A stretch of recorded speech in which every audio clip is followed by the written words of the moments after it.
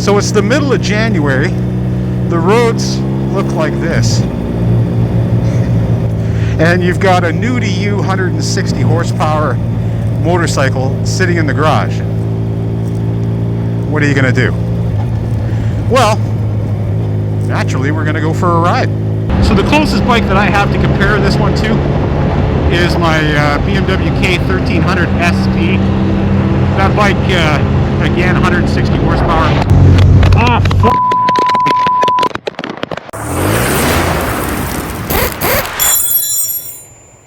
So 2 months ago, I bought this 2010 Honda VFR1200F. The bike was the cheapest one I could find in the country. So much so that I actually had it shipped. It was so cheap I had it shipped from over 2 provinces away and delivered to me. Now, I bought the bike sight unseen, really didn't know much about it other than what the very, very poor Kijiji listing said, and talked to the guy on the other end, explained the situation. I had a buddy of mine go and look at the bike and meet this fella in order to get an idea of what kind of guy he was. Aaron, my friend, said, oh, it seems like a good guy, and wound up wiring him the money, and here we are. Finally have the bike home. Now, in between time, because this was over 2 months ago, in between time, we had a crazy flood here in British Columbia, in a place where we usually don't get a whole lot of snow. Where I live, we had over a meter fall through the end of December, and really kind of put a damper on getting this new bike. Now, however, the bike is home, and it arrived a couple of days ago, unloaded from the truck, and here we are. We've got this bike ready to ride. You know, did the cursory checks, brought it into the garage and checked the tire pressure, oil, looked for any loose nuts and bolts, those types of things. Anything that could potentially cause a problem, tried to address and get that looked at. But really it wasn't bad. The tires are almost new on the bike. They were changed at the beginning of the 2021 season. So this bike is quite a find. Along with the bike came a couple of accessories. There's a cap and tank bag, there's a GV top bag, tour pack bag, and this Akrapovic exhaust, which was a pleasant surprise because it wasn't listed in the ad, and I really didn't pay that close attention to the picture. The pictures were really poor in the ad, which usually is a sign not to buy something, but in this case it was it turned out to be a welcome bonus because we got the bike home, or sorry, I got a video of the bike before it left, and I noticed the exhaust system, and that exhaust is like a $1,500 new slip-on piece. So that was pretty cool. Also have a big touring screen on the front of it that makes riding on a day like today a whole lot nicer. Now, of course, there's still a few things we've got to do to the bike. We've got to get it back in the shop. We've got to take the plastic off, make sure that there's nothing crazy underneath, check the air cleaner, change the oil, check the rear differential oil. If it's anything other than brand new, we're going to change that as well.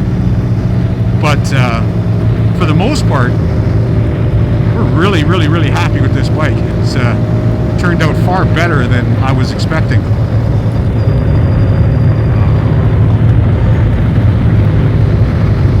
Other things we're going to have to do to the bike, it's a little chilly, and this bike does not have heated grips.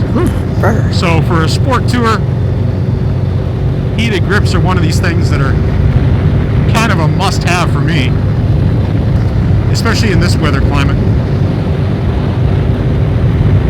I can't believe how easy this bike is to ride, and frankly how smooth it is. Now I know that this bike is about 100 pounds heavier than the VFR 800.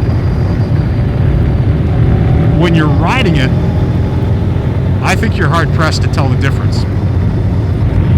And the bike feels narrow when you're on it, like the 5th generation bike.